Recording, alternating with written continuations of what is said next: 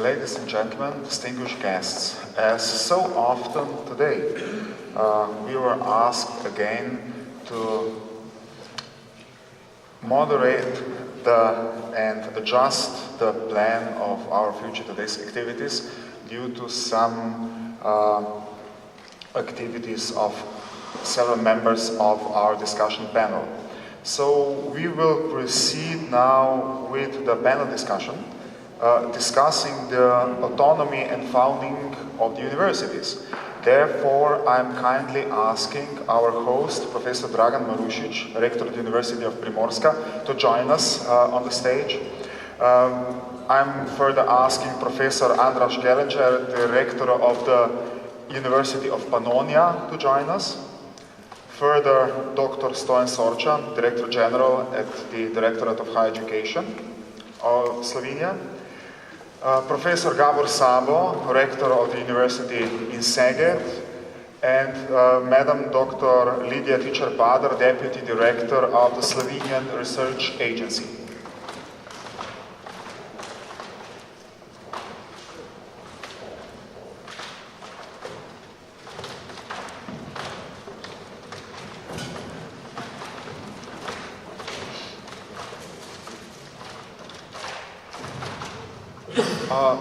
Dear panelists, today we have discussed and presented on numerous occasions the question of university autonomy.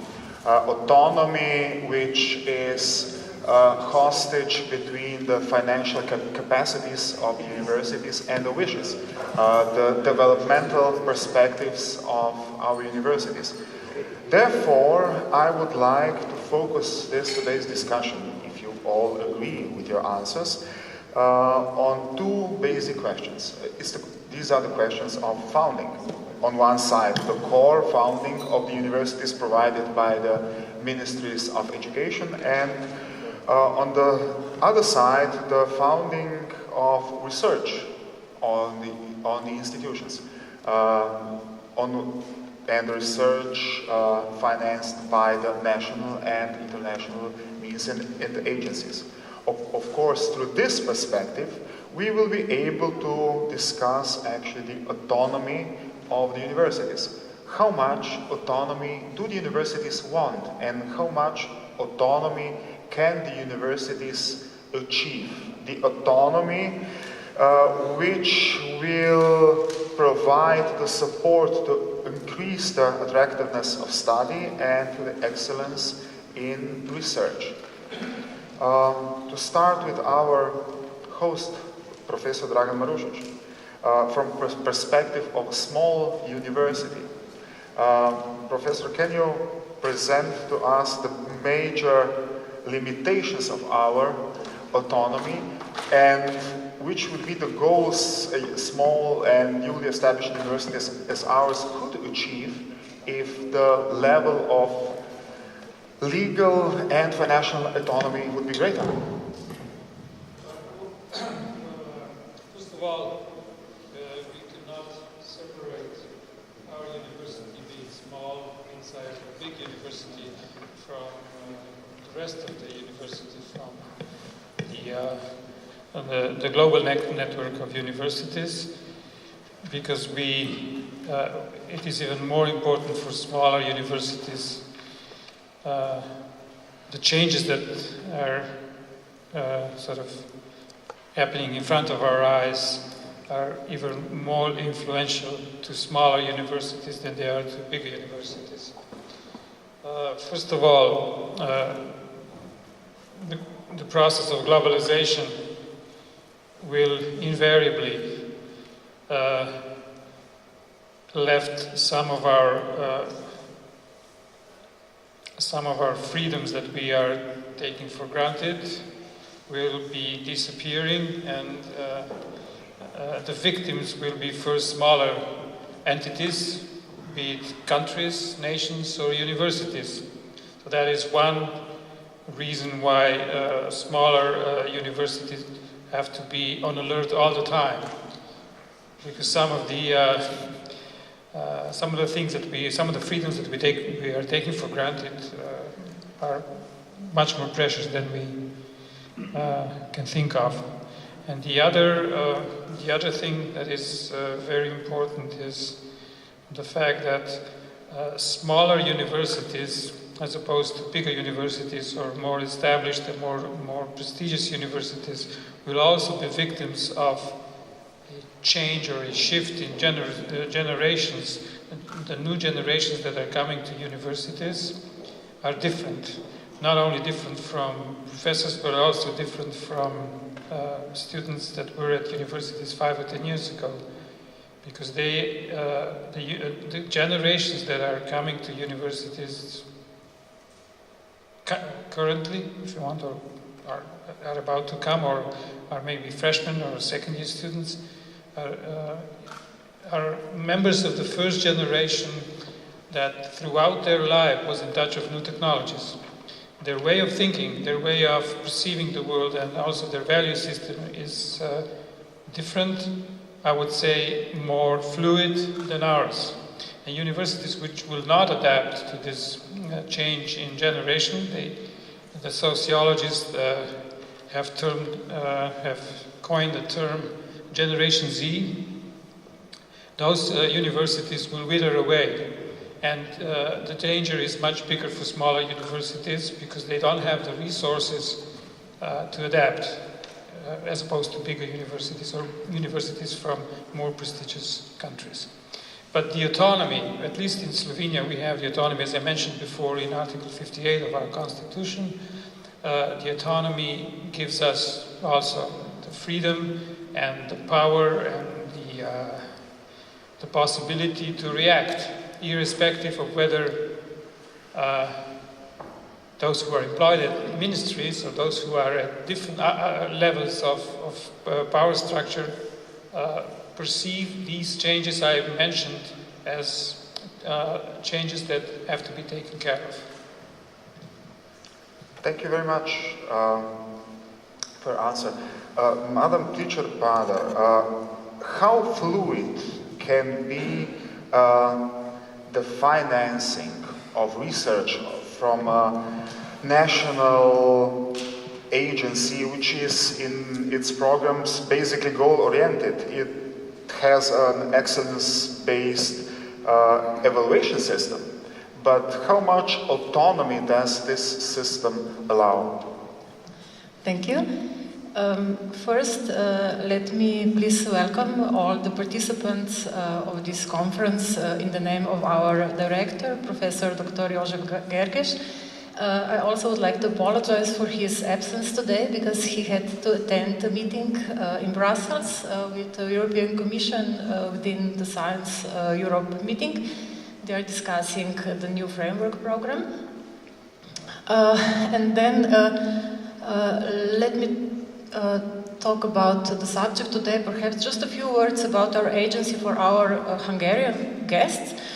Our agency is independent, public founding organization which provides a framework for scientific research. Also, we promote high-quality scientific research.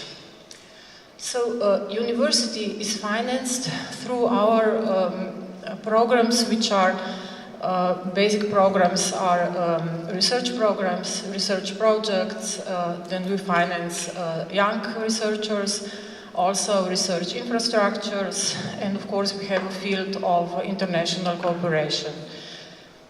So as mentioned, General Director before, Dr. Sorchan, in the field of research funding, we don't have a lump sum funding, but university as well as all other research institutions has to apply to through our calls and public tenders, and also they engage to evaluation process.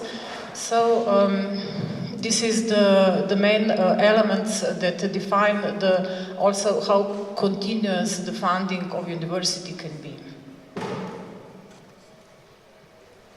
Thank you very much. When speaking about financing universities, so education and research, we are actually speaking about how to solve societal challenges which are happening around us and actually pushing us into an into dynamic relations between the environment in which we are working with.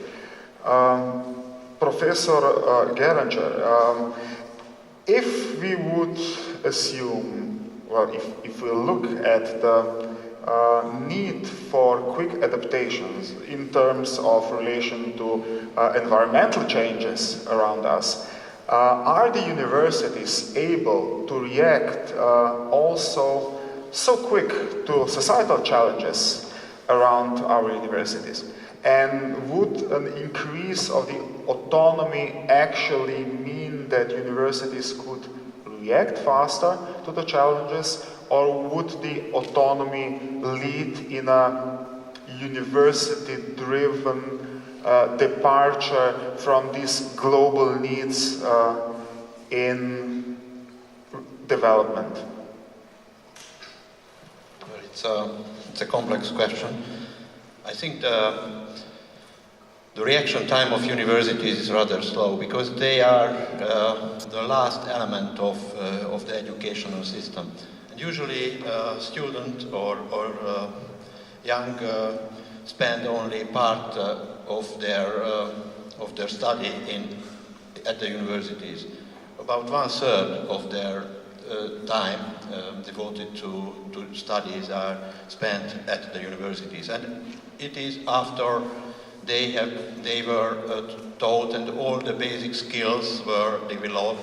So it's very little option for just supplementing these basic skills. And besides, we are constrained by our financial means. So it's not easy to change, to adapt quickly to societal challenges. And also, as far as your question is concerned, how we can react to global changes. I think it's a challenge for universities, and I think the whole educational system has to react to those changes, starting from elementary school through secondary school to the universities. It's not enough if only the universities react, because if they do not receive the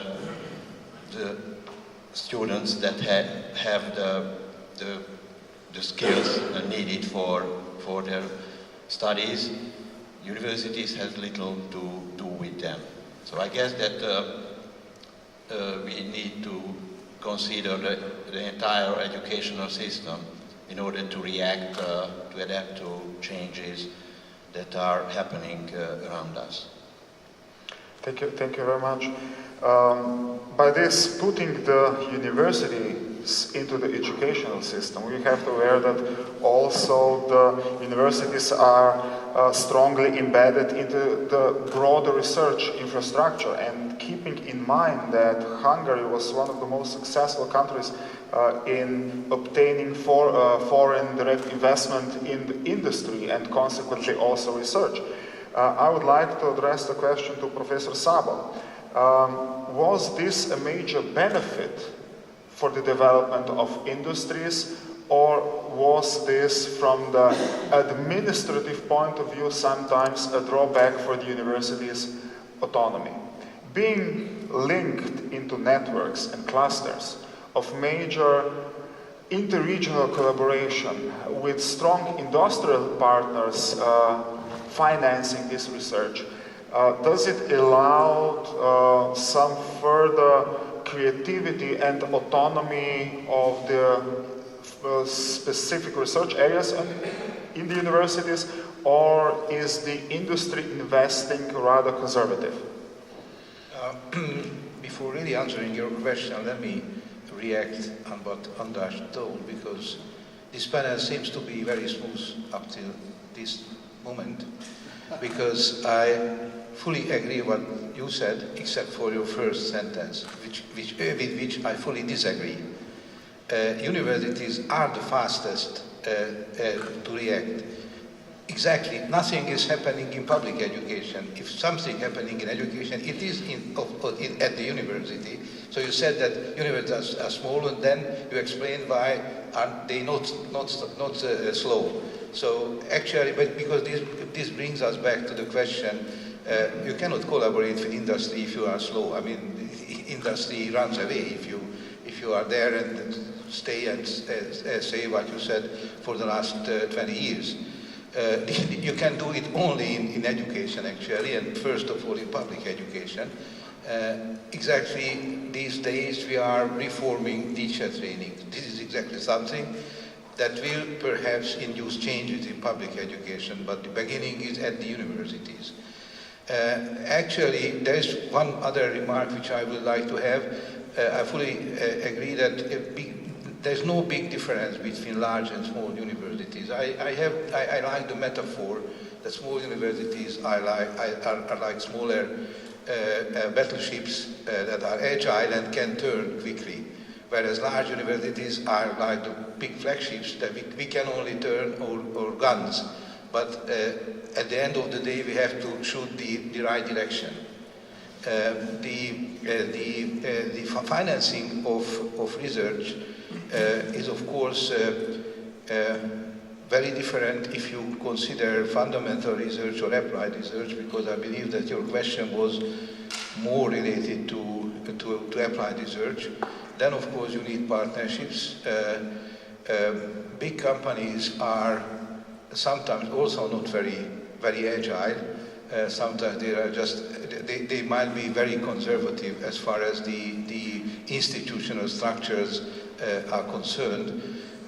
But definitely you have to be adaptive, otherwise you will not find partners. You have to be ready for collaboration for people from the academia or the industry. The financing and autonomy, I believe that it's quite an interesting picture emerges because in the Hungarian constitution there is no mentioning of institutional autonomy. There is autonomy for science and teaching, and this is, I believe, really valid. I cannot recall any instance anybody interfered with teaching or academic freedom within the universities. Even if I consider your slides, the Hungarian higher education is fully autonomous because most of the features that you listed for autonomy are theoretically there. The question is whether they are working. And just one example, we are free to give as much salary to a colleague of ours as we want. There is only a minimum which is set for a full professor, like a bit less than 2,000 euros per month. No problem if I want to give somebody 10,000, but where is the money?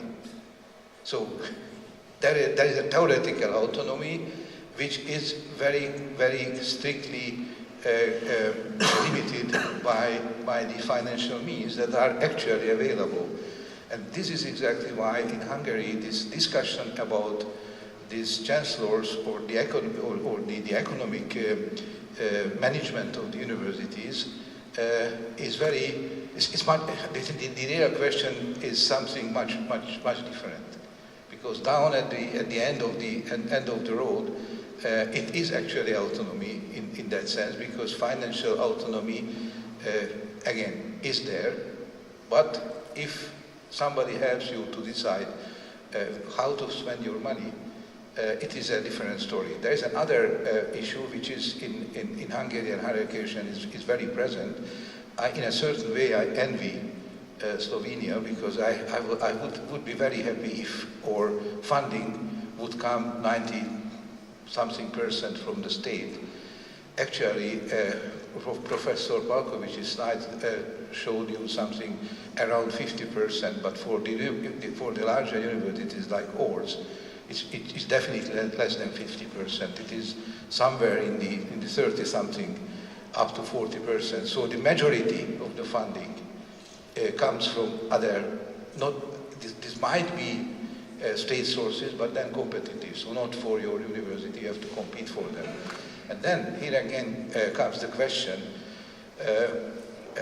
In Hungary we used to say that, and I understand this, that whoever pays the gypsy calls the song. But then pay the gypsy. I mean, so if you send us out to the rain, then don't tell me what to do. Or you give me the money and then you are the one who calls the song. And actually this is some kind of a mixture between the two, and that is sometimes not quite successful. And the last remark concerning funding of research, I believe universities have to have a different channel for that. Of course, the same faculty will do both teaching and research, but the logic of research is pretty different. And it is in my opinion, is a big mistake of the current Hungarian normative funding system, that there is no component. Professor Palkovic promised, and I hope they will keep it, that there will be a new system, financial system from 2018, because we asked all the time that there has to be another component, because first of all, all these norms are basically based on student numbers. Science is not dependent on students' numbers, so it's stupid. You cannot finance science that way. So there should be a scientific component, and of course we have grants like in your office. We have pretty substantial money distributed recently, mostly out of EU structural funds. It was a decision that the structural funds are spent in a very large portion on R&D and innovation, and therefore there are funds available, which, and this is my last remark, somehow blurs the picture of the Hungarian higher education as the ministry looks at us. And this is because, if you ask me, we have right now a pretty big chunk of money, but these are grants. This does not mean that our fundamental funding is covered. We do have a hole in our fundamental funding, which we actually obscure with the fact that we were pretty successful in obtaining grants. And yes, on our account, there is quite a big chunk of money. This big hill on the slide of Professor Palkovic, yes, it is on our account, but you cannot use it. And then still there is a hole.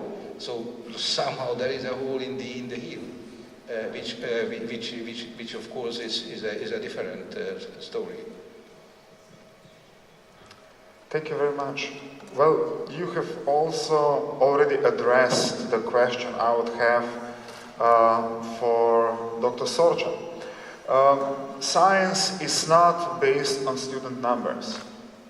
Of course, with the systems of financing, the Hungarian and the Slovenian, as we have seen, what do you think, which system or which founding would actually allow the increase of autonomous thinking, of new perspectives, of faster reactions to the markets, to the societal challenges? Which kind of financing, whether the excellence-based research money or actually this flat rate educational money, would allow that with the institution of autonomy, universities could develop radically new and creative ways of creating and transferring knowledge? Thank you. So I think that our position is very clear. First of all, we have to establish a framework for autonomy. At the moment, we do not have. You mentioned in Hungary, you almost fulfill all of these criteria of EOA, but in Slovenia there are a lot of objections. Some stakeholders, students, unions are against autonomy. So I think that we have to have a lot of discussion in our higher education area to convince that essence of university and essence of science is freedom, is autonomy. And our position is clear, totally clear. And direct answer to your question, I think, and that development pillar could be the main strategic instrument for increasing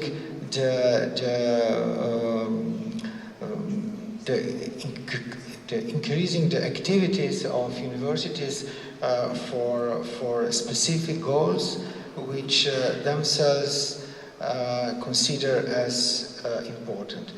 I think that, and this is more or less agreement in all countries which use funding formula, that indicators and measurement for higher education funding is not appropriate. We could use it for other purposes. For instance, to show the development of universities, to show number of graduates, number of articles, number of cooperation with industry, and so on. But this is not the main instruments for stimulating the autonomy of universities. I think that the the core elements of autonomy are curiosity of professors. And I think that this is the main mission of university, and the government should build such a structure to foster the curiosity and to leave university to do what they have to do. Thank you very much. If we would move to this even more research-oriented perspective, an analysis of existing participation of the EU 13 countries in the Horizon 2020 indicated a strong geographical imbalance in use of resources. Numerous discussions were focusing on that, and since European framework programs for research and technological development, as well as the Horizon 2020 rules, assume that the primary importance of excellence is up to researchers and their cooperation within the EU 13 and 15 countries. We are well aware that we have to develop capacities and accelerate institutional learning in the EU 13 countries to overcome the existing barriers for our projects. A long time ago, it was formulated that the possible recommended measures for the EU countries would be the increase of competitive national funding on one side, the creation of regional centers of excellence that would attract international scholars, and to invest more in the young scholars who develop international networks. I would like to invite now the speakers to present the cases of good practices which are actually based on these recommendations. And of course, I would invite our rector to present the major center of excellence which is currently being developed at our university, and the impact for the development of science, and of course the impact for the development of autonomy of research in not only our university environment, but also in the broader regional environment.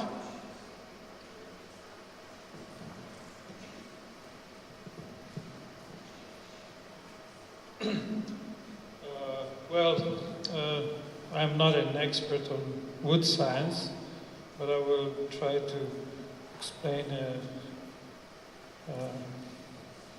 at least the consequences of a successful bid for a center of excellence.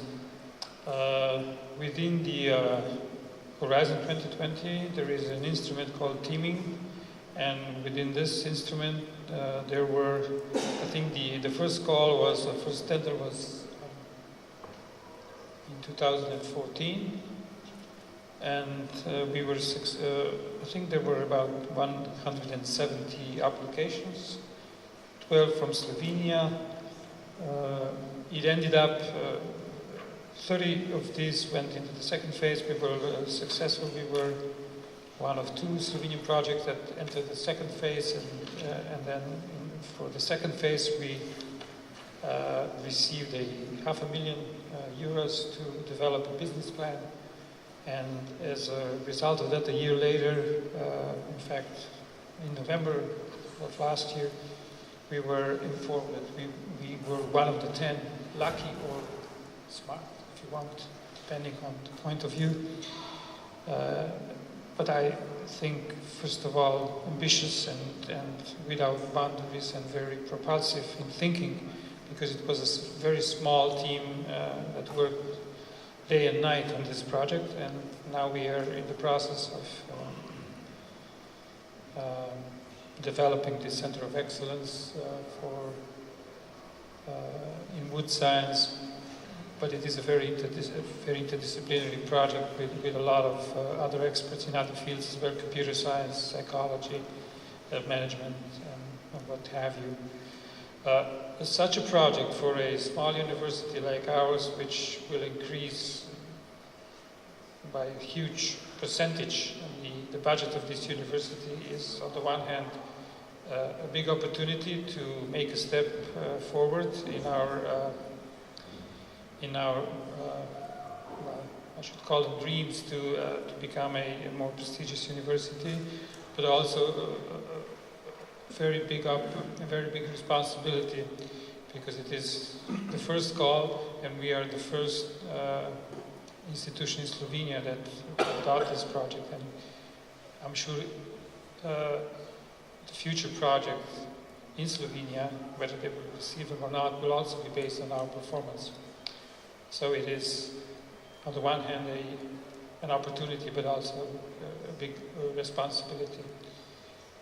We have invited many other institutions in our consortium, and we are also continuing inviting universities which are not in the consortium from countries of the former Yugoslavia, institutions from these countries to work with us in order to really move forward and build something out of this Center of Excellence. Thank you very much for your presentation. Moving on to the next speaker, Dr. Teacher Padar. Looking at the increase of competitive national fundings, were there any measurable correlations between the changes in the evaluation processes of our national research project evaluations and the success of Slovenian researchers on a broader European level? Or was this just a stimulation and the triggering of their intellectual freedom? Yes, of course, mainly we are trying to adapt to internationally comparative evaluation processes and criteria. So this is the process that we are entering into. We also last year changed our rules of procedures. This vision is to actually move away from use of only quantitative evaluation criteria and to reduce them to only entrance level. So we want to move to use of the evaluation peer review system for selection of grants. So maybe a reflection to internationally systems and comparativity of Slovenian Research Agency. We also have some incentives to entering the international funds. So we provide incentives to apply for framework programs where we co-finance the costs of application to a certain level, of course. Then the next scheme is a complementary scheme, which is aimed for applications for the ERC projects, which have been positively assessed but not approved for finance. And of course, last year, in 2016, we introduced a new instrument for visiting ERC grantees. Also, in order to, this is aimed for potential ERC candidates, in order to enable them to visit ERC grantees for gathering further information about how to prepare as best as possible application form for ERC grants. These visits should last from 3 to 6 months. And of course, within the certain period from conclusion of the projects, the applicants should submit the application form for one of the 3 kinds of ERC grants. Maybe just a quick reflection to the question of stable financing.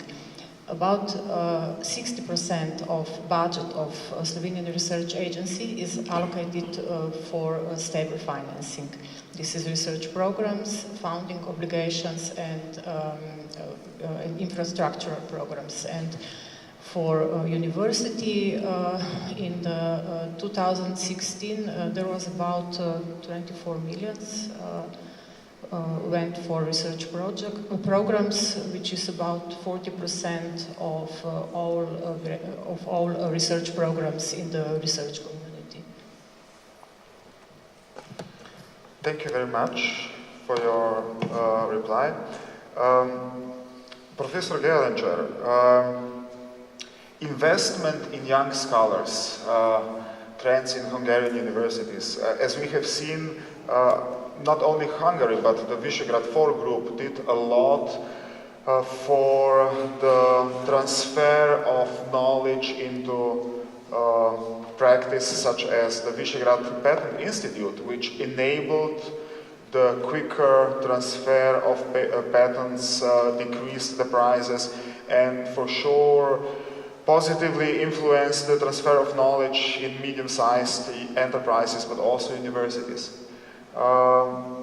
Did these measures actually accelerate the inclusion of younger researchers into top science? Did it accelerate the creative potential of these young scientists presenting unconventional, high risk but also high income ideas at the universities? I think that the problem with a high level, high standard technology investments are that they are not really doing research and development in Hungary. Even if they are present in the country and they have investments there, but concerning research and development, only a few of them employ researchers in the country. So the only possibility for top research is at the universities and the research institutions of the Hungarian Academy of Sciences. But the limitation of enrolling talented young scientists are the low salaries that we already discussed in terms of financing, compared even to the educational system in general, and also to the enterprises.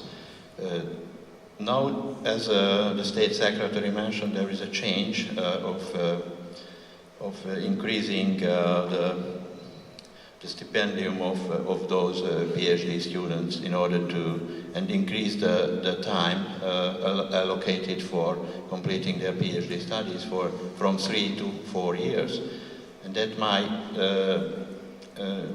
involve more talented students or keep talented students in science. And another risk is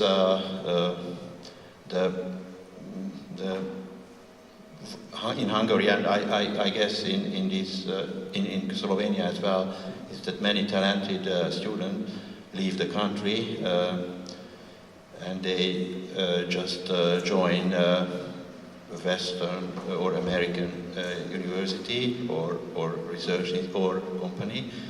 And now we experience that even young in their secondary school age just leave the country. So they just after their finishing their secondary school in Hungary, they go to a university abroad and they stay there. So another problem is that when they finish the university, they just leave the country and go to the West because they have much better opportunities there. So that, I think it's a great challenge, and we are just started this reform of PhD education, and we are just looking forward to the results, and we hope that we can increase the number of talented students staying in Hungary and staying in the field of research, which is not easy. Thank you very much. Coming to Professor Szabo, development of new large research infrastructures included into broader networks, as the case you were presenting to me last evening, is for sure one of the mechanisms for reversing this process of young scientists leaving the country. Could you present, please, your case and your experience at your university? Yes, but perhaps there is a very, very important issue behind it. It's not only that people are leaving, it's really what is absolutely life dangerous for small countries like ours is the tendency of big universities like from the UK go to student Olympiads and actually guard those guys. That is really life dangerous, because these are the best ones, and we will definitely lose them. Because if somebody at an age of 18, 19 goes abroad and builds up his or her social network there, it's very unlikely that they will come back. That is something which is really very, very bad. After university, you have much better chance to come back. So if you send a guy for PhD studies abroad, then it is much more likely that you can get his or her back. But we are also one of the lucky 10 as far as the teaming grant is concerned, and I believe that these numbers behind the success rate of ERC grants and others, there is a very deep underlying issue. The issue is that you hear it from Brussels, okay, that is competition, the only aspect is excellence. Nice, I like competition, but you have to admit that the field is not level. The field is not level because there is no such thing as clear competition in science. There is science policy. I had the privilege in the 90s to work some years in Houston at a fairly prestigious university. If I sent a paper from Houston, it went through like nothing. Then I came back to Szeged. I don't think that I am stupid in Szeged and brilliant in Houston, but still, when I sent in a paper, first the reviewers wiped the floor up with me, and then perhaps eventually they published it. The facts of life, I mean, when there is an established group, then you can have much better chance to have high visibility papers. Not regardless the content, but in addition to the content. And this is exactly what is missing in our countries. When all people, young people are applying for ERC grants, then what they say, okay, have you a high impact paper? No, I don't. And then of course they are at a disadvantage, so the field is not level. And actually, teaming grant, for instance, may give an opportunity if you can build up a research center with the help of your teaming partner from the old member state. Then you can have a research center with high scientific visibility, which may give a much better chance to your young colleagues. Not the next year, unfortunately. I don't think that there is any solution, any quick solution. Only there is a chance that this could be used to kind of give the floor for younger colleagues to kind of balance the unevenness in the playing ground. And this is exactly the same story with the extreme right infrastructure. It is yet another. I mean, it's one order of magnitude larger than the streaming grants, or even a bit more than order of magnitude. In any case, but the story behind is that yes, there is a scientific establishment which with definitely international recruitment, which also gives the Hungarian colleagues, the young colleagues, to go to a place which is like a bit. So at least gives you the elevation that you could be easier internationally visible. But this is, I believe, in a certain way also true what András said, that if you join a company in Hungary, the headquarters of those companies are not in Hungary. The real strategic decisions, the real strategic development are done in the headquarters. Some companies are pretty paranoid. While I was in Houston, we had a microelectronic project for Texas Instruments. They would not even bring the project from Dallas to Houston. And not to speak about how they don't even know the globe. What is there, Bucharest, Budapest or something. So this is, again, fine. These companies are there. It's very important for the Hungarian economy. It is also important for our younger colleagues. But you just have to be aware of the facts of life, that the real interesting industrial development projects are normally not done in the companies present in our countries. There might be some exceptions, like the guy you saw this morning, Professor Palkovic. They had a development which actually became a strategic product of the company. And in the meantime, it is basically well known throughout the world because it is the ESP, this braking system for heavy-duty vehicles. And that actually resulted in a very exceptional situation that Professor Palkovic for some times was the head of an international company, and actually under his supervision, development engineers were working from US to China. But unfortunately, if you would ask, at least from me, I cannot continue. So this is an exception, and of course we are all happy if similar things can happen. But here again, it's not bad. I mean, it's fact. I'm not sad about that. I just want to be realistic. Still, it's okay. Very important that we have all those companies. They have some activities towards R&D, but don't have illusions. That's my fundamental message. Thank you very much. We are constantly speaking about education and research, but when we are speaking about young scientists, we pretty much know that these are individuals involved in research. But what about young teachers? Young prospective teachers who are able to motivate and to attract younger generations to the universities. Do we have any ideas or projects of stimulation of this increase in public presentations of universities, of stimulation of young successful teachers who are actually bringing us the raw material for future development at the universities?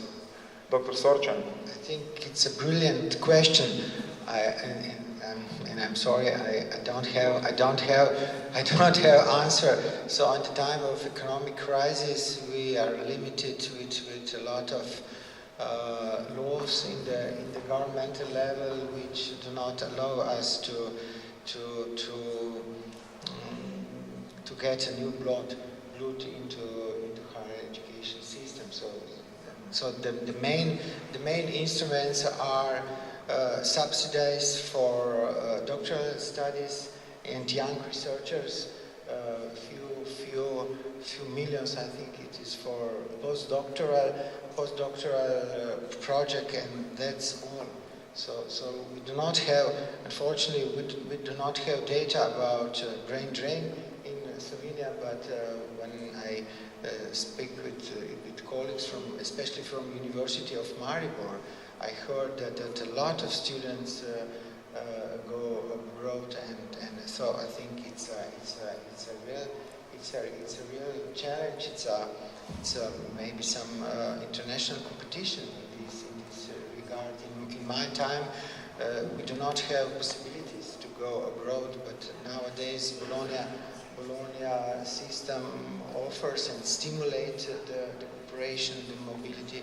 So maybe we could ask the prominent rectors and vice rectors from Slovenian universities to give us maybe additional view how they cope with this problem. So I think it is a problem. University of Nova Gorica, I think it's a very in the edge of research activities, and they have a lot of students from abroad, a lot of researchers. So, and University of Ljubljana also. Maybe we could invite also the distinguished rectors and vice rectors to give us some,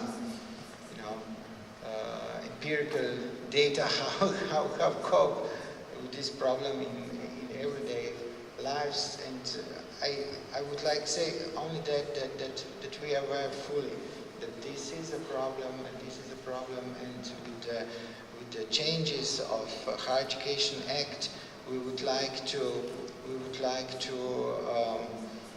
offer that autonomy is autonomous also in this personal politics, so that they could employ the distinguished professors and also foreigners to come, and young, talented people. But at the moment, there are full objectives legally to not allow us this. If trying to summarize, we can get the impression that the autonomy could be the solution of most of major problems universities are facing today. But this brings us to the question, how much autonomy? And what is autonomy? Basically, we have to continue the dialogue with our policymakers, at least to define the subject of autonomy and the levels of autonomy to sustain the creative potential of the universities we have achieved that far. And if I may conclude this discussion, I would again use the words of my rector, who started the morning with the words that autonomy is not granted. We have to fight for it. But I would like to add also that we have to think about it and act in the framework of this university autonomy. Thank you very much for sharing these thoughts and presentations with us. I'm pretty sure that this discussion will be followed during the lunch in a little bit more relaxed atmosphere, and that in the afternoon section we will several times address these questions again and again to be able at the end to present at least a form of conclusion of today's meeting, which would include also the question of university autonomy. Thank you very much once again, but now to